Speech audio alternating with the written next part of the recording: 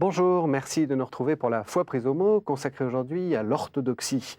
Il y a quelques semaines, nous avons parlé dans la foi prise au mot de la difficile question des relations entre catholiques et orthodoxes et nous avons évoqué les complexes questions sur la séparation.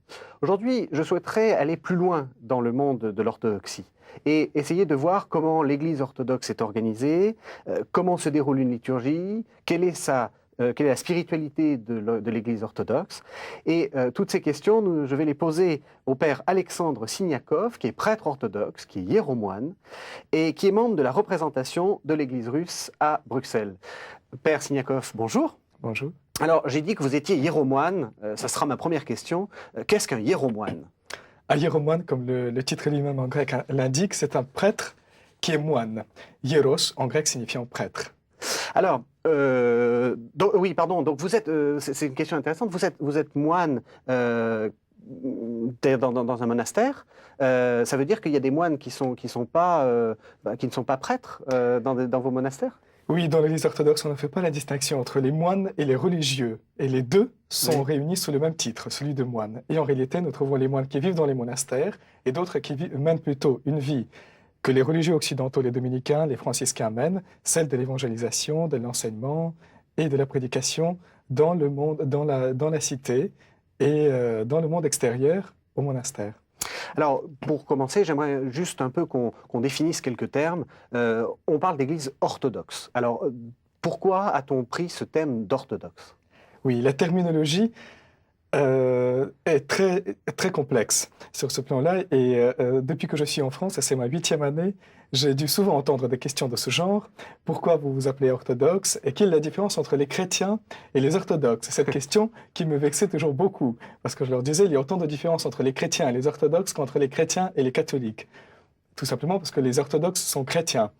Et de même, il faut toujours éviter de parler de religion orthodoxe ou de religion catholique, parce que l'orthodoxie n'est pas une religion en elle-même, c'est une église chrétienne avec les origines apostoliques, comme l'église catholique, et qui s'est retrouvée divisée du siège de Rome à partir du XIe siècle progressivement, mais avec l'église catholique, l'église orthodoxe a été plus souvent dans l'union, unis dans la communion que séparés, puisque la date de 1054, dont Hyacinthe a dû sûrement parler dans son entretien. Donc le père d'Estivelle qui nous a parlé de la séparation entre les orthodoxes et les catholiques.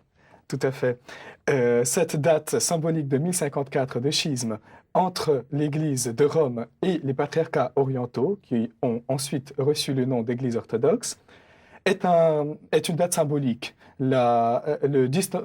L'estrangement ou la séparation progressive entre les églises avait commencé un tout petit peu plus tôt et avait été définitivement assumée plus tard, surtout à partir du XIIIe siècle.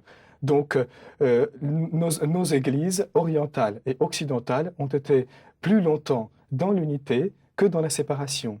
Et l'orthodoxie est donc cette partie orientale de la chrétienté qui n'a pas reconnu l'autorité de l'évêque de Rome telle qu'il a été formulée à partir d'une certaine époque et qui, de ce fait, s'est retrouvée en dehors de la communion de l'évêque de Rome.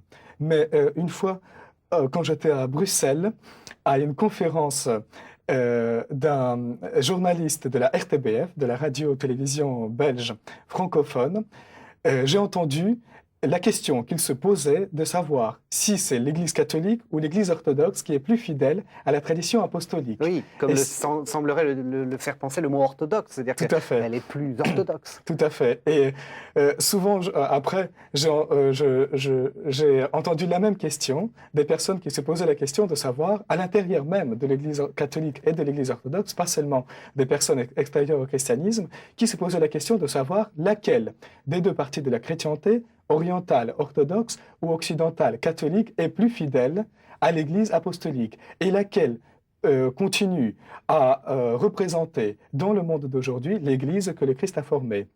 Et donc c'est une question qu'il ne faut surtout pas poser, parce que ça serait... c'est tout aussi, comment dire, inutile de poser cette question que de savoir si les Français sont plus gaulois ou plus francs.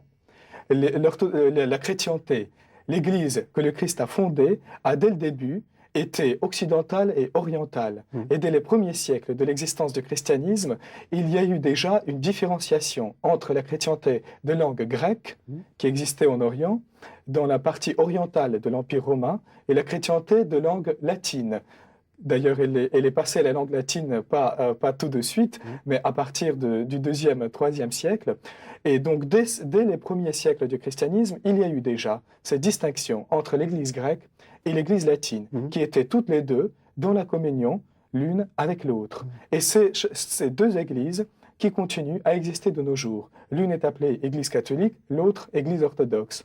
Mais ça ne veut pas dire que si nous nous appelons orthodoxes, que nous ne reconnaissons pas comme catholiques. Oui. Parce que dans le credo que nous autres orthodoxes nous récitons, nous disons aussi que nous croyons en l'Église une, sainte, catholique et apostolique. Et le terme catholique signifiant pour nous la plénitude et l'intégrité de la foi que nous professons, qui est celle des apôtres et qui est celle que le Christ nous a transmise.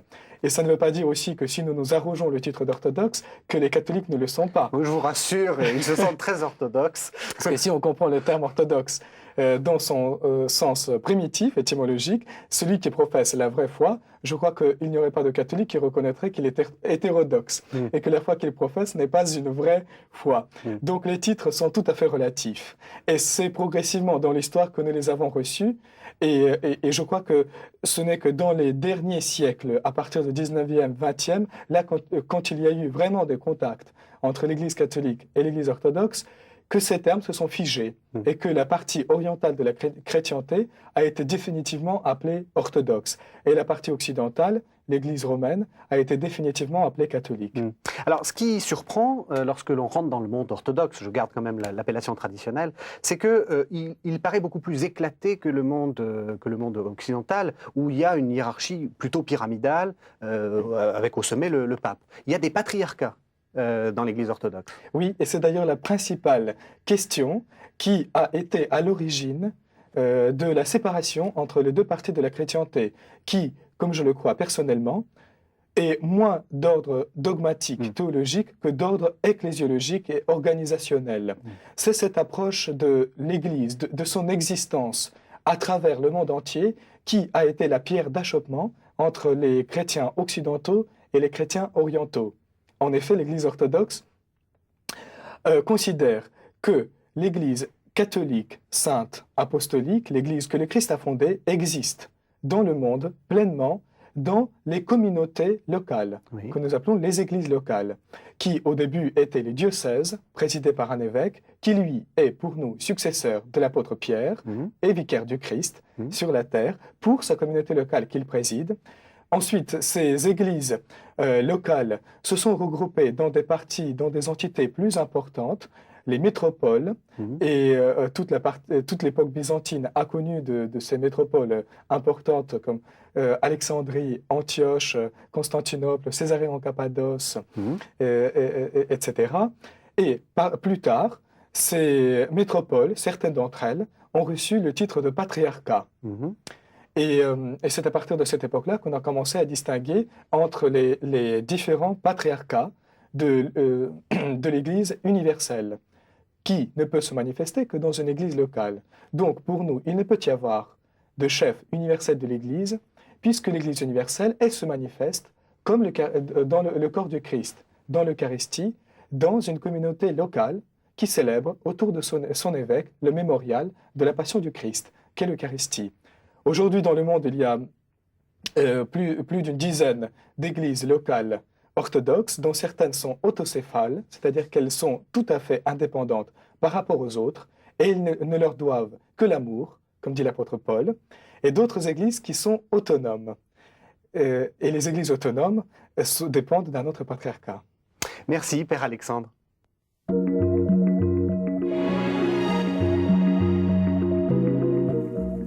Dans l'entretien précédent, on a un peu parlé de l'organisation de l'Église orthodoxe. Maintenant, j'aimerais qu'on qu'on rentre dans le détail. Et une des choses importantes dans le monde orthodoxe, c'est la liturgie. Alors, quels sont les offices de l'Église orthodoxe? Alors déjà, je voudrais faire une petite remarque au sujet du terme liturgie lui-même, parce qu'il y a deux conceptions différentes de ce terme en Orient et en Occident. En Occident, on appelle liturgie tout office. que l'Église célèbre, y compris les offices des heures. Tandis qu'en Orient, on appelle liturgie uniquement l'Eucharistie, la messe, que vous appelez en Occident. Et les autres offices, on les appelle les offices des heures. C'est pour ça que la divine liturgie de Jean Chrysostome, c'est en fait une liturgie de la messe. Voilà, c'est une liturgie de l'Eucharistie, de la messe. Mm. Donc, en plus de l'Eucharistie, qui est le centre de toute la vie ecclésiale, de toute la vie liturgique de la communauté chrétienne, il existe les offices des heures, qui commencent à minuit par l'office de minuit, qui continuent ensuite par l'office des matines, les heures, les mêmes que dans la tradition latine, prime, tierce, sexte, none. La journée s'achève et commence aussi par l'office des vêpres, qui est célébré au coucher du soleil, et après le dîner, l'office des complis. Tout le monde dit ça ou simplement les moines? Alors, en principe, tout le monde est censé dire ces offices, Oui. mais en réalité, les fidèles ayant d'autres occupations et ne pouvant dire les offices aussi fréquemment, nous leur proposons souvent des abrégés de ces offices avec les prières les plus importantes de chacune de ces parties. Alors, ce qui frappe quand on rentre dans une église orthodoxe, c'est la géographie qui est un peu différente. C'est-à-dire que quand on rentre dans une église catholique, on voit tout de suite la table sur laquelle se déroule la liturgie de la messe. Et dans un sanctuaire orthodoxe, elle est cachée. Alors, expliquez-nous un peu comment ça fonctionne. Oui, alors effectivement, l'iconostase empêche de voir souvent... Donc l'iconostase, c'est ce grand, comment dire, ce mur d'icônes qui empêche de voir l'autel. Voilà, en fait, il empêche de fait de voir l'autel, mais ce n'est pas son objectif, ce n'est pas son but, parce que l'iconostase est là surtout pour montrer, manifester la présence de la communauté céleste, de l'Église céleste, de la communauté des saints, qui demeurent déjà auprès de Dieu, mais qui sont en même temps aussi avec nous, autour de la table eucharistique, à célébrer le Seigneur, le Christ, et à se souvenir de sa passion. Donc l'Église orthodoxe est organisée en 3 parties. La première, qui à l'origine était réservée à ceux qui se préparaient au sacrement de baptême, mais qui ne l'avaient pas encore reçu, les catéchumènes. La partie principale, où là, le peuple de Dieu se trouvait, et la partie plus petite, le sanctuaire à proprement parler, où se trouve l'autel, et où maintenant, généralement, seuls les chrétiens de sexe masculin accèdent avec le clergé. Mais l'iconostase est quelque chose de très tardif dans la tradition orthodoxe orientale, et à l'origine, les basiliques orientales étaient organisées selon le même mode, le même agencement que les basiliques que nous voyons encore en Occident. Alors justement, on rentre aussi dans la liturgie. Ce qui frappe quand on assiste à un office, c'est que c'est long. On a l'impression qu'il y a un temps liturgique beaucoup plus lent que le temps occidental, où on a tendance à réduire les offices, et lorsque l'office dépasse 1 heure, on commence à voir les fidèles qui disent « bon, là, on va abréger ». Pourquoi ce temps long? En quoi c'est important? Eh bien parce que la liturgie est le centre de la vie d'un chrétien. Donc, et puisque c'est le moment le plus important de toute sa journée ou de toute sa semaine, s'il ne vient qu'une fois par semaine, nous ne pouvons pas l'abréger au minimum. Et bien au contraire, souvent le prêtre qui peut avoir d'autres occupations comme les mariages, les baptêmes, voudrait que la liturgie soit un peu plus courte. Mais s'il célèbre ou il abrège et qu'il fait une liturgie qui dure moins d'1 heure et demie, souvent nous avons nos fidèles après la liturgie qui nous abordent et qui nous ont dit qu'ils n'ont pas eu le temps de prier parce que la liturgie était un peu trop courte. Et ils nous demandent de célébrer des offices en plus après la liturgie. Donc le temps, effectivement, n'a pas d'importance. Pendant l'Eucharistie, nous nous retrouvons face au Seigneur, à sa dernière scène avant sa passion, à se souvenir de sa mort et de sa résurrection.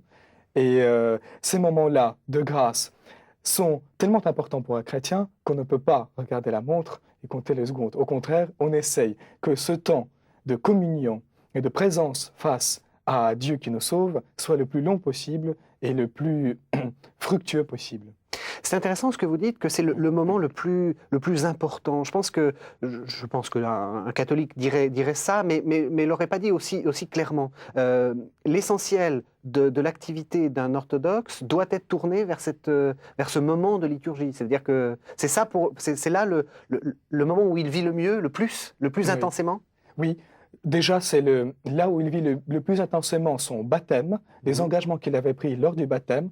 C'est pendant l'Eucharistie, la liturgie, qu'il est préparé à rencontrer le Seigneur dans le royaume à venir. Et pour l'Église tout entière, c'est le moment où l'Église se révèle en tant que telle, se révèle en tant qu'Église. Alors, justement, on a l'impression qu'il y a dans ce moment une sorte de décorum un peu suranné, avec des jolis chapeaux un peu bizarres, de l'or, des costumes, etc.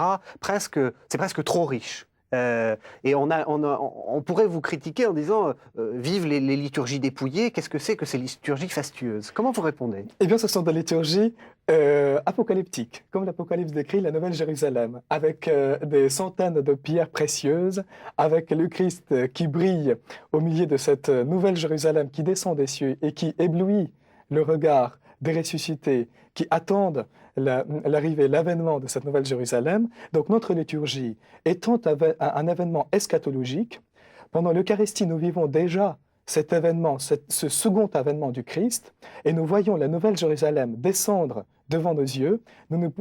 Évidemment, nous essayons de donner ce que nous avons de mieux, en quelque sorte les prémices de ce que la nature humaine possède, pour les offrir à l'agneau de Dieu qui, lui, avait offert sa propre vie pour tous les hommes. Donc, nous donnons ce que nous avons de plus beau et de ce que nous avons de plus précieux pour l'offrir pendant la liturgie à cet agneau de Dieu immolé sur la table de l'autel. Alors, dans la doctrine catholique, il y a une sorte d'opposition, de distinction sur le rôle du fidèle à la messe.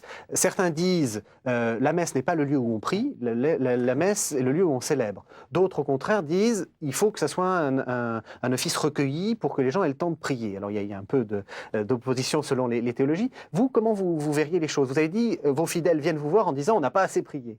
Oui. Je pense que la liturgie, l'Eucharistie doit être les deux. Et que, d'ailleurs, la durée de la liturgie orthodoxe permet d'avoir et le temps de recueillement et le temps de célébration plus intense, comme les processions, l'offertoire, etc.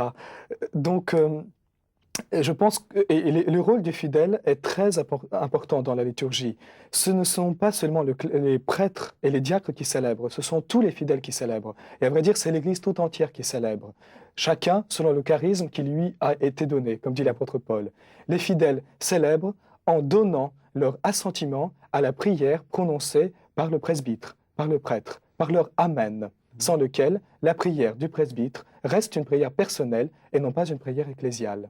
Et comment interviennent-ils? Ils chantent ou ils écoutent est-ce qu'ils ont une intervention dans la liturgie? Oui. Alors, quand on vient généralement aujourd'hui dans les églises orthodoxes, on voit que seule la chorale chante. Et les fidèles chantent maximum le Notre Père et le Credo. Mais à vrai dire, rien n'empêche chacun des fidèles à participer par le chant à la célébration de la liturgie. Merci, Père Alexandre.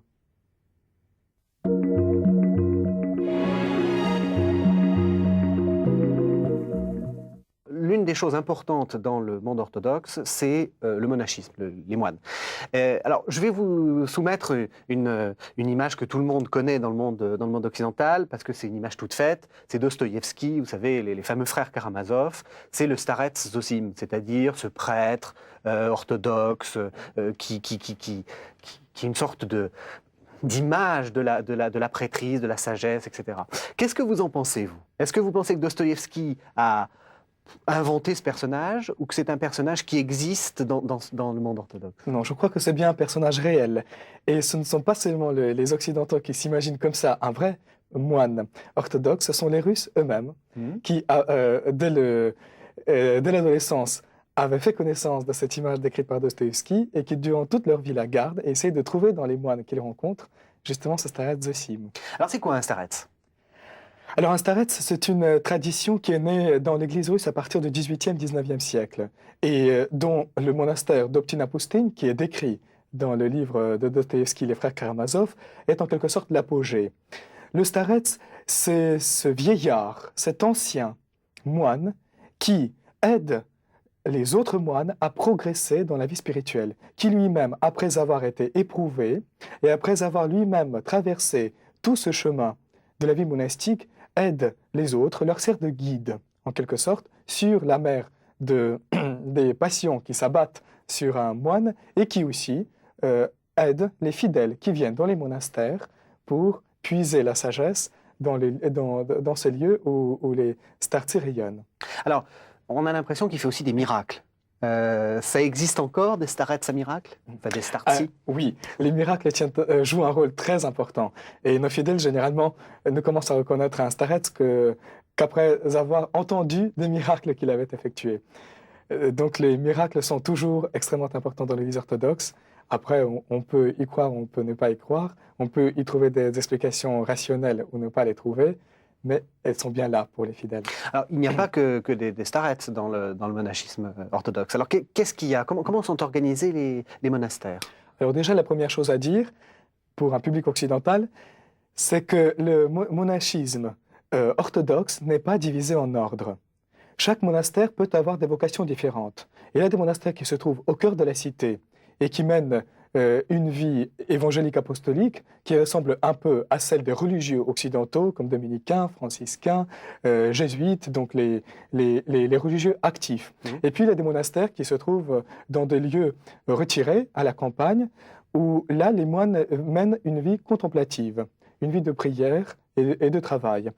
Mais ils portent le même habit, ils portent le même nom, c'est le même rite de tonsure. Simplement, à la seule différence, certains moines, au lieu de prononcer le vœu de stabilité dans un monastère, font le vœu de résider dans le lieu que l'évêque leur aura désigné.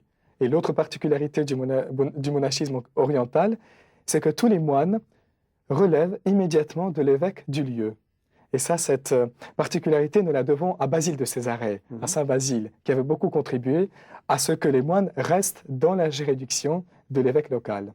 Alors, vous dites qu'il n'y a pas d'ordre, mais est-ce qu'il y a une règle? Est-ce qu'il y a des différences de règles? Oui, il y a des règles que nous appelons dans l'Église orthodoxe typicones, qui ont été rédigées pendant des siècles. Donc ce ne sont pas des règles figées à une époque, ce sont des règles qui évoluent en permanence et qui encore aujourd'hui continuent à évoluer d'un monastère à l'autre, d'une église locale à l'autre, d'une tradition orthodoxe à l'autre, mais principalement, à la base de toutes ces règles, il y a d'abord la règle de Saint Basile le Grand, qu'il avait élaborée ensemble avec Grégoire de Nazianze. Ensuite, la règle des deux grands monastères de la chrétienté orientale, de l'Alor de Jérusalem et de l'Alor de Constantinople. L'Alor, qu'est-ce que l'Alor, c'est un grand monastère qui rassemble souvent des centaines de moines. Alors vous, par exemple, vous êtes moine. Que contient votre règle principalement? Quelles sont les choses que vous devez faire et surtout les choses que vous ne devez pas faire? Alors la règle la plus importante pour un moine, c'est l'obéissance. C'est d'obéir à son supérieur. Dans mon cas, il s'agit de l'évêque local, ici en Occident, de l'évêque de Bruxelles, où j'habite. Donc la règle la plus importante, c'est l'obéissance. Nous nous mettons au service de l'Église par l'intermédiaire de l'évêque qui la préside, et nous accomplissons les tâches que l'évêque nous désigne. Mais, tout en accomplissant les devoirs qui nous sont proposés par l'évêque, nous devons constamment mener une vie de prière avec les offices dont nous avons parlé, les offices de jour, et si on est prêtre, de célébrer l'Eucharistie le plus souvent possible. Il y a des vœux de pauvreté, de chasteté. Il y a également le vœu de célibat, le vœu de chasteté, ainsi que le vœu de pauvreté, où nous promettons de tout ce que nous possédons, de ne pas s'y attacher et de le posséder avec l'ensemble de la communauté monastique. Alors, une chose qui est importante, c'est que dans le monde orthodoxe, on a l'impression que le monachisme, c'est ce qui rend visible l'Église. C'est un peu le modèle sur lequel doit se conformer, modèle spirituel aussi, hein, dans lequel doivent se conformer tous les chrétiens orthodoxes. Oui, tout à fait. Un moine, à vrai dire, c'est un chrétien qui vit son baptême jusqu'au bout, qui essaie de réaliser les engagements qu'il avait pris lors du sacrement du baptême pleinement, Ça ne veut pas dire que les fidèles qui ne sont pas moines ne sont qu'à moitié chrétiens, non. Mais les moines sont en quelque sorte ce sel de la communauté chrétienne elle-même qui, par leur mode de vie, par leur renoncement à tout ce qui est terrestre et par leur attachement total à la vie de l'Église, doivent inciter les autres fidèles à faire de même. C'est-à-dire que tous les fidèles orthodoxes ont pour vocation de devenir moines? Tout à fait. D'ailleurs, la règle de Saint Basile, qui est fondamentale pour chaque moine, a été rédigée pour tous les fidèles. Elle contient quoi, justement? Quel est Parce que tout le monde ne peut pas être célibataire et tout le monde ne peut pas passer son temps à prier. Comment est-ce quand on est orthodoxe, comment est-ce qu'on arrive à faire cette négociation entre l'idéal et la vie concrète? Effectivement, tout le monde ne peut pas être célibataire, mais même dans le mariage, on peut rester chaste. C'est-à-dire la chasteté comprise comme quelque chose de spirituel et non pas comme quelque chose de corporel. La chasteté, comme d'ailleurs le mot grec l'indigne, sophrosigne, ça a quelque chose à voir avec l'état d'esprit et non pas les exercices du corps. Oui, en grec, ça peut signifier la sagesse aussi. Tout à fait. Et la prudence. Donc, voilà, la chasteté, c'est plutôt la sagesse et la prudence, plutôt qu'une abstention totale, etc.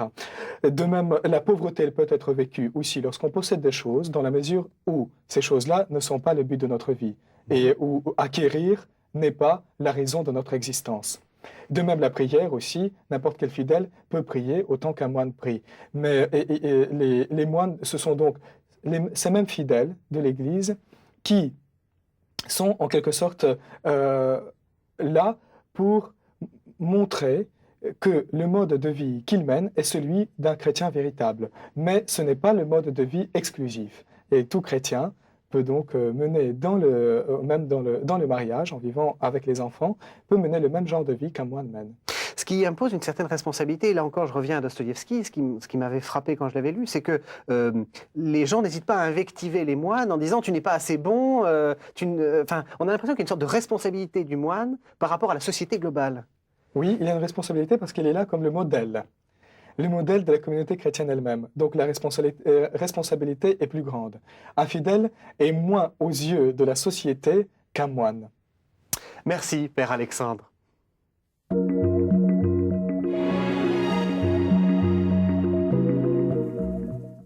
J'ai envie de vous poser une question un peu brutale, Père Alexandre. C'est quoi la spiritualité orthodoxe? Une particularité de la spiritualité orthodoxe, c'est qu'elle est très influencée par la vie monastique. À vrai dire, il n'existe dans l'Église orientale, dans l'Église orthodoxe, que la spiritualité monastique.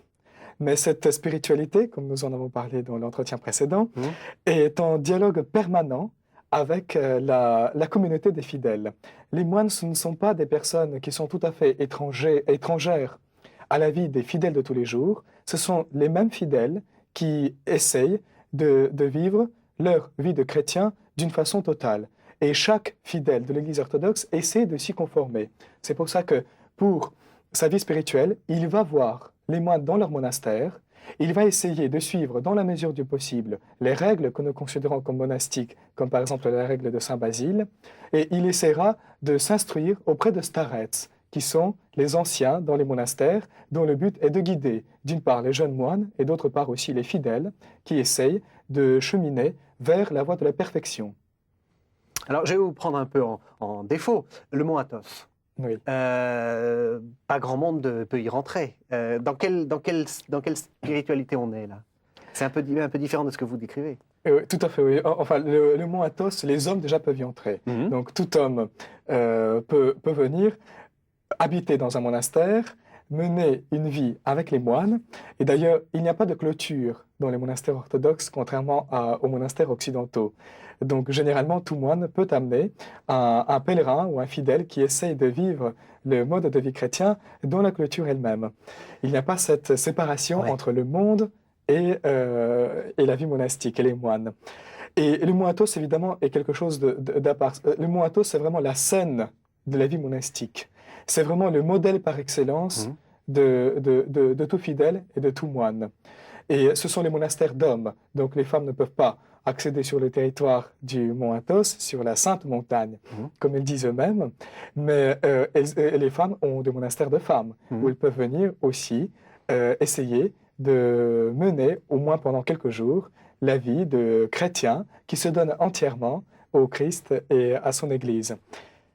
Donc le mot athos est ce modèle Oui. pour l'ensemble de l'orthodoxie est aussi le cœur de l'Église, le cœur priant qui prie pour l'ensemble de la chrétienté. Alors, quels sont les grands mouvements spirituels? Très souvent, quand on pense à l'orthodoxie, on associe ce qu'on appelle les icasmes. Oui. Alors, expliquez-nous un peu ce que c'est que les icasmes et dites-nous si ça existe encore. Oui. Eh bien, les échasmes, il existe. Mhm. Il est né encore à l'époque byzantine, Mhm. avec Saint Grégoire Palamas, l'archevêque de Thessalonique, et puis il a perduré malgré les nombreux obstacles qu'il rencontrait sur son chemin. Et c'est un mouvement qui existe encore de nos jours, malgré aussi les péripéties du début du XXe siècle. Mhm. Et c'est au mot athos, justement, que cet hésychasme, ou que nous appelons maintenant cette vie de prière de Jésus, est toujours vécue. C'est là qu'il avait pris en quelque sorte une renaissance à la fin du XIXe siècle et au début du XXe. L'Église russe, en la personne du Saint-Synode, s'y était beaucoup opposée, malheureusement, au début du XXe siècle. Mais de nos jours, le cœur de l'hésychasme, c'est-à-dire la prière de Jésus, la prière avec la mention permanente, constante, ininterrompue du nom de Jésus-Christ, à travers lequel nous entrons en communion avec le Christ lui-même, est pratiquée de nos jours. C'est-à-dire que concrètement, on récite le nom de Jésus. Voilà, Oui. l'hésychasme, comme le terme lui-même l'indique, c'est un état auquel on essaye de cheminer quand on pratique l'hésychasme, mais les pères spirituels, même occidentaux, pourraient vous en parler mieux que moi, par justement la prière constante, la prière ininterrompue dont l'apôtre Paul avait déjà parlé. Et cette prière, c'est surtout la mention du nom de Jésus-Christ. Seigneur, Jésus-Christ, Fils de Dieu, aie pitié de moi pécheur. Et on répète ça. Et on répète ça en permanence, en essayant surtout de mettre l'accent sur le nom du Christ lui-même, parce qu'à travers le nom, nous entrons en contact avec Dieu lui-même, avec le Seigneur Jésus-Christ lui-même. Et on peut être, j'allais dire, semi-hésychaste, c'est-à-dire pratiquer l'hésychasme par moment, ne plus le pratiquer, ou est-ce qu'il faut rentrer dans une démarche où on ne fait que ça? Ce qui est d'ailleurs paradoxal, on ne fait que rien faire d'une certaine façon. Eh bien, généralement, il vaut mieux quand même faire des choses complètement. Donc, si on essaie d'être hésychaste, il vaut mieux pratiquer ça toute sa vie. Mais pour cela, il y a des conseils très pratiques et très intéressants qui sont donnés dans un livre passionnant, d'une grande richesse spirituelle, qui décrit la pratique moderne de l'hésychasme, de la prière du cœur, de la prière de Jésus, qui est sur les montagnes du Caucase, écrit par un moine Hilarion, au début du XXe siècle. Et ce livre est en train d'être préparé pour une édition française par don André Louf, ancien abbé du Mont-des-Cats, de l'abbaye du Mont-des-Cats, et qui sortira bientôt dans l'édition de l'abbaye bénédictine, dont j'ai oublié le nom. Je ne sais pas, je ne peux pas vous renseigner. De Bellefontaine. C'est quelque chose, voilà, Bellefontaine. Donc c'est quelque chose à surveiller. Tout à fait. Et là, on trouve tous les conseils pratiques sur la façon de mener la prière du cœur, qui s'adresse non pas seulement aux moines, mais à tous les fidèles. Alors, une des choses qui est très importante dans la spiritualité orthodoxe, c'est qu'elle est reliée en permanence au Père de l'Église. Ça, c'est quelque chose qui nous semble un peu étranger, c'est-à-dire qu'on retrouve un petit peu les pères de l'Église en ce moment, mais en permanence, on fait référence, comme vous l'avez fait, à Basile de Césarée, même à Grégoire Palamas, etc. Pour vous, c'est important, les pères de l'Église? Oui, les pères de l'Église sont les témoins de la foi de l'Église. Et on s'y réfère effectivement très souvent, mais malheureusement, et ça, dans les conférences théologiques que le patriarcat de Moscou organise, on le souligne très souvent, malheureusement, cette référence reste uniquement nominative et superficielle. Et l'Occident a, sur ce plan, un rôle très important à jouer pour que l'Orient puisse aussi redécouvrir les pères de l'Église après les événements historiques qui ont bouleversé la vie des églises orthodoxes en Orient, en particulier de la plus grande église orthodoxe, l'église russe, qui pendant plus de 70 ans avait perdu la tradition de l'étude des pères de l'Église et de leur édition. Donc les orthodoxes de nos jours disposent de peu de moyens pour approfondir la connaissance des pères de l'Église. L'Occident jouera un rôle très important pour cette redécouverte des pères, mais l'attachement à ces pères ou même en l'absence de leur connaissance concrète, restent quelque chose de fondamental dans Alors, l'orthodoxie. excusez-moi, je vais être un peu provocateur. Est-ce à dire qu'il n'y a pas de théologiens orthodoxes depuis les pères de l'Église? C'est-à-dire depuis 1000 ans? Mais non, mais les pères de l'Église ne s'arrêtent pas il y a 1000 ans. Les pères de l'Église continuent à exister dans l'Église tout au long de son histoire. Donc les pères de l'Église peuvent vivre de nos jours, ils vivront après nous, et ils existeront jusqu'à ce que l'Église elle-même existe, et jusqu'à ce que l'Esprit de Dieu continue à souffler au sein de la communauté chrétienne. Donc les pères de l'Église, ce n'est pas une liste figée de théologiens antiques qui se soient arrêtés à l'époque byzantine ou encore avant. Les pères de l'Église, ce sont les docteurs, les témoins, les martyrs, vraiment les martyrs, les témoins de la foi qui existeront tout au long de l'histoire de la chrétienté. Oui, je vous ai posé cette question parce qu'on a souvent l'impression, vu d'Occident, que l'Église orthodoxe est un bloc monolithique qui n'a pas bougé, en gros, elle s'est arrêtée à la séparation de 2054.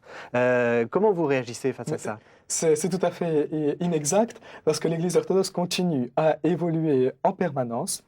Elle continue à approfondir les messages apostoliques qui lui avaient été transmis. Elle continue à ruminer en quelque sorte les messages des pères de l'Église et elle continuera à évoluer jusqu'à l'avènement du Seigneur.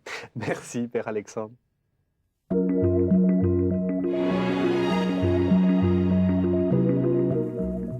En Occident, quand on parle d'orthodoxie, on imagine tout de suite des icônes. Alors, expliquez-nous un peu pourquoi les icônes sont si importantes dans le monde orthodoxe.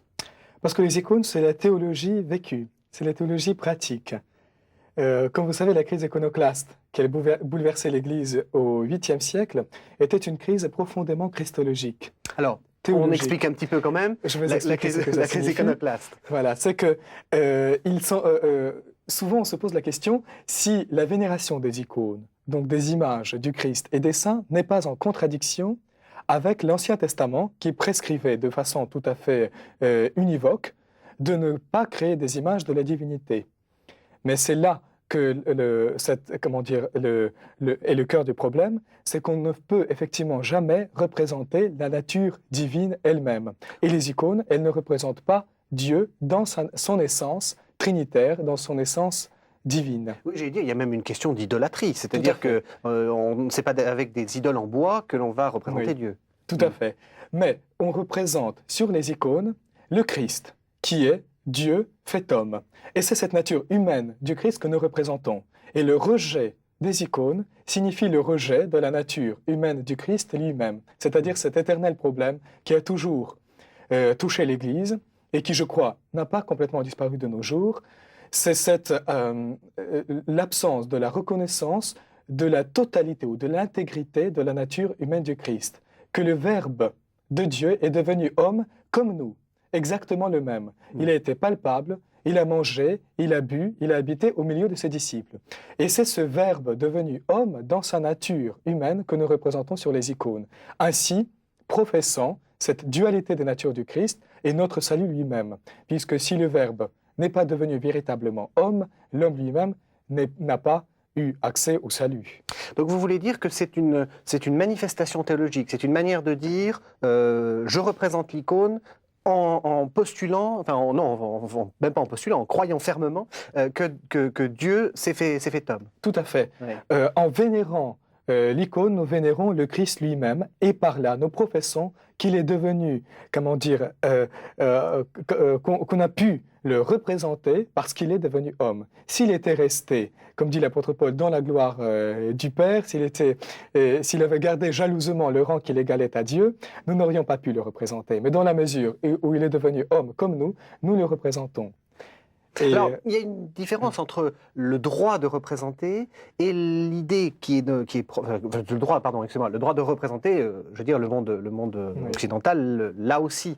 Mais l'idée qu'il y a quelque chose de plus que la représentation. C'est-à-dire que, comme vous avez dit, il y a vénération. C'est-à-dire l'image, c'est la représentation, mais il y a un peu plus. Ça dit quelque chose de la divinité. Oui, mais nous vénérons le Christ parce que sa divinité est intimement liée à son humanité. Donc, en vénérant l'image humaine du Christ, nous vénérons la divinité elle-même du Verbe parce qu'elle est intimement liée, ou comme dit Grégoire de Nazianze, elle s'est mélangée avec l'humanité pour ne former qu'un seul être, qu'une seule hypostase, celle de Jésus-Christ.